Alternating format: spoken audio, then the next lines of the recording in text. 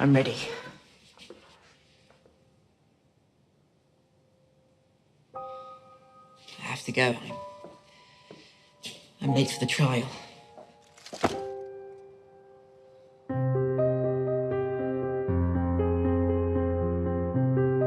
At this point in the story, you're trying to kind of play with the pieces that we've got on the board. The wildfire was something that we had on the board. We knew from Jaime's conversation with Brienne that there was wildfire under the city. We know from episode 2 that there was wildfire under the city. Everything that Olenna says about Cersei earlier in the season is true, that she's got no more friends left. She has no more power left. Olenna asks her point blank, "What, are you gonna kill everyone yourself?" It's possible that she puts an idea in Cersei's head, or at least augments an idea that's already been in Cersei's head. By the time that Lancel Lannister gets down there and sees that there is this massive catacomb and something suspicious is going on, I think you've got to start wondering, what the hell is this plot? You see Marjorie's realizing slowly, horribly, like what is actually happening here. Cersei understands the consequences of her absence, and she is absent anyway, which means she does not intend to suffer those consequences. It's all been building up to this moment, and then, boom.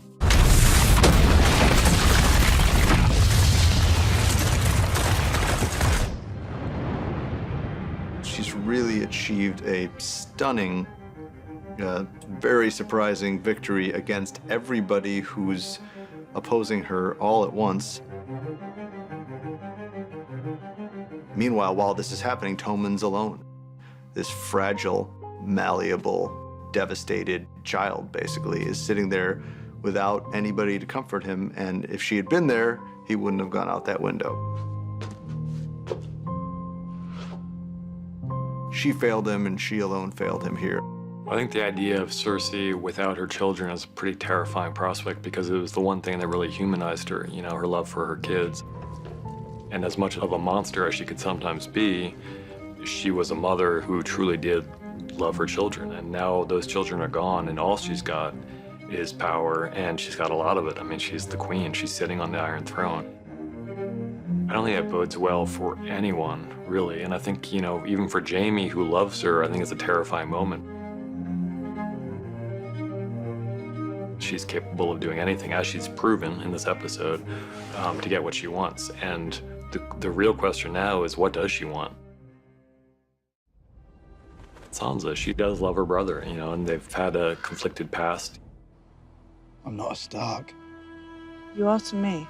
Over the course of this season, they've come to really rely upon each other, but she doesn't necessarily trust him completely. You know, she didn't tell him about the meeting with Littlefinger. She didn't tell him that she summoned the Knights of the Vale. There's definitely like a little hint of conflict there. We see that come out in episode 9, where she's, you know, at the War Council, where no one asks her opinion, despite the fact that she knows Ramsay better than anyone. So I think there's a little bit of anger about that, and a little bit of jealousy, and you know, that relationship will be crucial to watch. You're the Lady of Winterfell. You deserve it. We're standing here because of you. The battle was lost until the Knights of the Vale rode in. They came because of you. When we see the second King in the North scene with Jon, I think it was important to us that it evoked that first King in the North scene. The King in the North! The King in the North! It's very different circumstances, different environment. They're at Winterfell instead of, you know, military encampment. We know no king, but the king in the north whose name is Stark. I don't care if he's a bastard. Ned Stark's blood runs through his veins. He's my king, from this day until his last day. The King in the North! The King in the North! In some ways, the evocation of the first one is meant to be a little bit worrisome because, you know, it was a very triumphant moment when Robb is named King in the North, but it didn't go so well for the previous King in the North. So I think we have to be a little worried for Jon. And at the same time, you know, it's a pretty big reversal, and you know, for a character who was dead at the beginning of the season to be declared king at the end of it, he's done well. He's done well in 10 short episodes. Arya is someone who's path has been very dark, and yet I think we all see where she's coming from. I mean, she's seen the Stark family endure so many atrocities, and she wants vengeance. In some ways, it's the cleanest narrative of them all. Well, this is a scene we've been looking forward to for quite some time. Her return to Westeros and her revenge upon Walder Frey. For House Frey!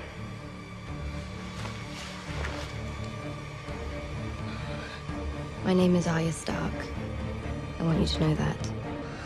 The last thing you're ever going to see is a Stark smiling down at you as you die. It's a worrisome narrative for Arya, because she started as this little girl who was always tough and plucky and whatnot, but she's become a murderer, and a highly skilled murderer. And even if the murders are justifiable, it's still, we've witnessed the descent of this girl into someone who's capable of slitting a man's throat and kind of smiling as she watches him bleed out. So that's, I don't think anyone's going to be crying over the fate of Walder Frey, but it's still, if you love Arya, you have to be a little bit worried about where she goes from here. Tyrion had a very steep slope to climb to win Dany's trust. His family played an integral part in nearly exterminating her family. But at this point, especially given the hand he was dealt with Meereen after she left, has earned her trust. One of the few people in the world at this point who's willing to speak the truth to her face. Mainly, he's proven himself to be very loyal. She's gone for most of the season, but he didn't abandon her. He didn't go off looking for the next person to rule. I mean, he was clearly trying to serve her interests while she was gone. Dany's not going to do anything she doesn't want to do. She's not going to take anyone's advice if it seems against her interests. And so when he recommends that she cut ties with Dario, she does it because she thinks he's right. The truth is, Tyrion's logic makes a lot of sense to her. He's not going to be a help for her when she gets to Westeros. She comes over there unencumbered, and as a queen without a king, that could be really useful in the future. Who are you marrying this time? I don't know. Tyrion has become a very capable advisor in a relatively short time. She clearly respects his intelligence, and she now respects his loyalty. I think, especially given that she knows where they're heading. They're going back to Westeros. Most of the people on her team have never been there, but Tyrion spent his whole life there, served as Hand of the King before, defended King's Landing during an attack. I'd swear you're my sword, but I don't actually own a sword. It's your counsel I need. He knows these families, the ruling families, better than anyone. He certainly knows Cersei better than anyone. So as long as she can trust him, which she does, he's the perfect advisor to her in the war for Westeros.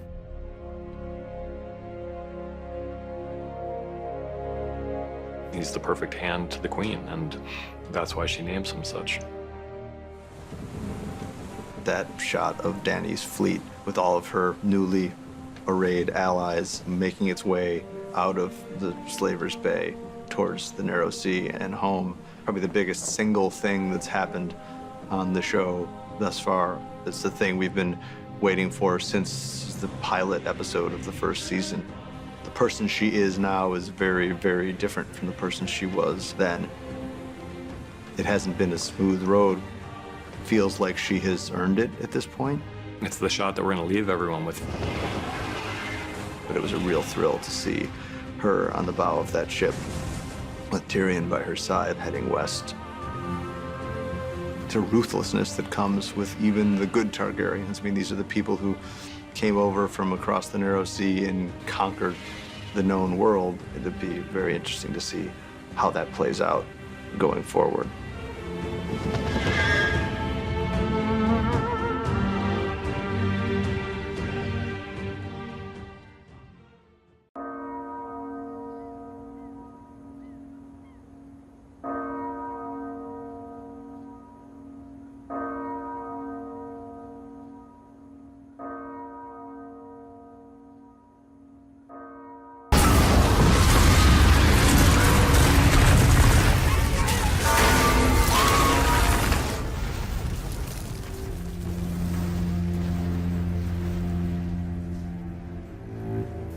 When you blow up a huge number of cast members in a single moment, you don't want it to be completely random. It feels like it's got to be earned, and it feels like it's got to be something that belongs to the world. At this point in the story, we try to introduce as few new elements as possible. You're trying to play with the pieces that we've got on the board, and of realizing that the wildfire was something that we had Going back to earlier seasons and going back to the books, we've known for quite some time that the Mad King had planted caches of wildfire throughout the city. And when Jaime is telling Brienne the story of the last moments of the Mad King, he tells her that the wildfire was planted below major boulevards, and he actually says below the Sept of Baelor. I just couldn't have seen all of that. You know, I knew there was revenge to be had, obviously, from last year, but I'm still like, this is crazy. I got a phone call from Dan and David, and they said, hey, dude. And that was enough. I knew right then and there. It's like a slow burn. You basically start the sequence with a whole different bunch of people with a whole different bunch of expectations as they get ready for work one day, and they go to work, and then work becomes something completely different. Each one of the images was very carefully designed to flow into the next image that followed it. It was such a powerful way into this scenario, one that really shies away from giving away what's going to happen. Marjorie's carved a career out of being occasionally one step ahead and occasionally one step behind Cersei. There's something wrong. And the two ladies have battled quite evenly for this time. And what we obviously find out is that Marjorie's demise in being beaten was not her fault. It's down to the High Sparrow underestimating Cersei. You have nothing to fear, Your Grace. The trial will begin shortly. He's just become overconfident. What he's doing is in the forefront of his mind, and he doesn't really suspect that anyone's going to undermine him. The ultimate dramatic moment in that sequence is when Marjorie turns to the High Sparrow. You end on a big close-up of Jonathan Pryce's face, who is so expressive and can say so many things with so little, and you can see just the second before the whole place blows up that he goes, oh shit. We have yet another awesome scene in the Sept filled with extras in a very grandiose, ceremonial situation, and for once I'm not getting married. Let me through. Let me through. We filled the set with 287 extras and a light source and these big kind of things, air movers they're called, that kind of do these gusts of air, and we would do a timing. We would go in 3, 2, 1, go! And then everybody fell back. So that was as close to exploding as we got, but a majority of it, 99% of it, will all be visual effects. We get storyboards from the director, and then we go into previs and we work out cameras and animations. Then we have a good animatic version of that final shot, so we know first how to shoot it and B, what it's going to look like. Obviously, it looks like a video game, but we know what we're going for and how we want it to look at the end of the day. We see it from the inside. When we come outside, we see the windows getting blown out, and then we see it, of course, from Cersei's and Tommen's POV. It needed many iterations in previs to get the beats of it right, so that Dan and David felt like it was emotional enough, it was big, but also it didn't get so big that we lost our main characters in it. We don't have an exterior Sept.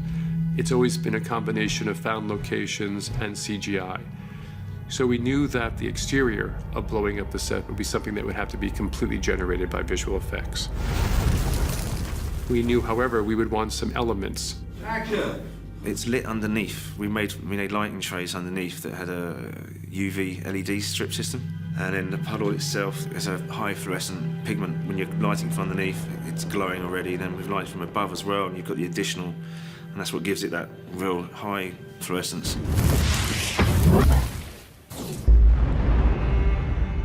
It's like this pure enjoyment of wiping out all of them. She has a plan. She executes that plan flawlessly, apart from one major wrinkle.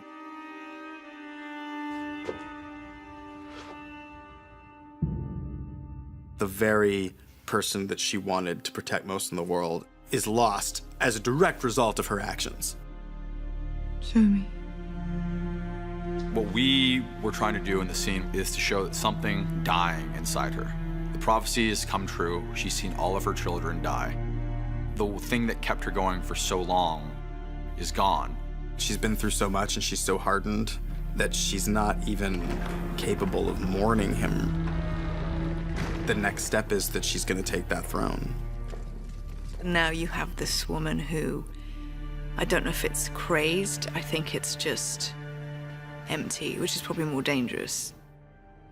She finally gets her heart's desire, the Iron Throne. At the same time, she's lost almost everything that she cared about to get it. And there's that look between her and Jaime, which is enigmatic and which hints at season 7 drama to unfold. But she is, at the end of season 6, colder and stronger and Queen of the Seven Kingdoms. Long may she reign.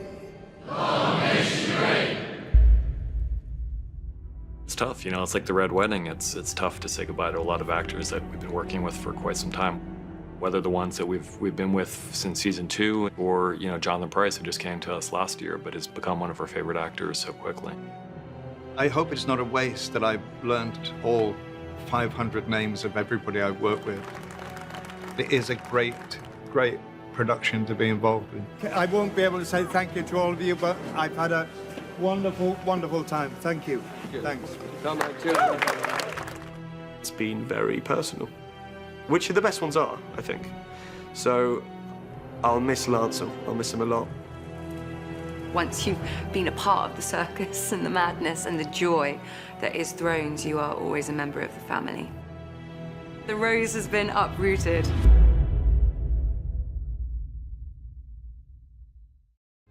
I'm having the Lord's Chamber prepared for you. You're the Lady of Winterfell. You deserve it. You should take it. I'm not a Stark. Thrones is really at the heart of it, about dysfunctional families. There's always been tension between them because since they were little, Sansa has always looked up to her mother and always just taken on her mother's views of everything. And her mother really didn't like Jon because of the whole affair thing. Doesn't mean that they don't love each other, but it's just, you know, typical sibling tension. We need to trust each other. We can't fight a war amongst ourselves. We have so many enemies now. I think Jon is oblivious. He hasn't actually learned his lesson from trying to pay attention to what she's feeling. He says he has, but he's asking her to trust him. He's not listening and watching and observing her. I think that could be a real problem for him. I don't care if he's a bastard. Ned Stark's blood runs through his veins. He's my king, from this day until his last day. Jon is the right man for the job. We all want a leader who's going to be decent and honourable. And I think he's definitely entitled to be running Winterfell, although Sansa might have a problem with that, I fear. Her relationship with Jon Snow, I think, is an indication of what's going to come. And I'm not sure it's going to be pretty. The King in the North! The King in the North! He's named King in the North and she kind of gets no credit for it. Jon doesn't acknowledge everything his sister has done for him after all that they've been through. And it's not that she's looking for praise or anything. She did it because she wants revenge and also because she wants her home back. But Jon, he's so naive. So Sansa's just a little bit agitated is all.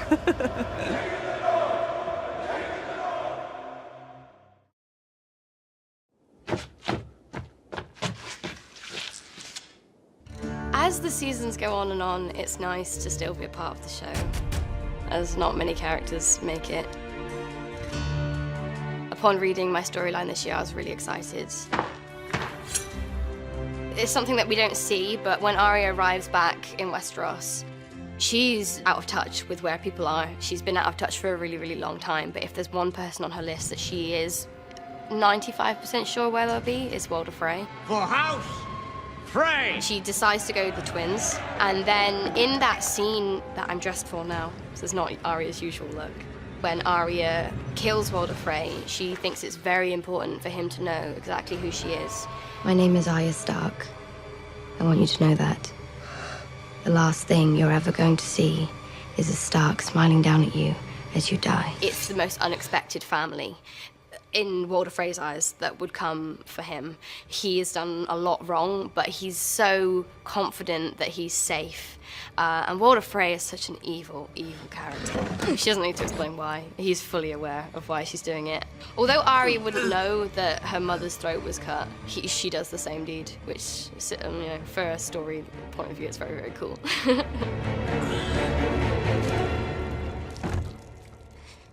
One thing we can take away from this series after watching Arya's storyline is that she's definitely back.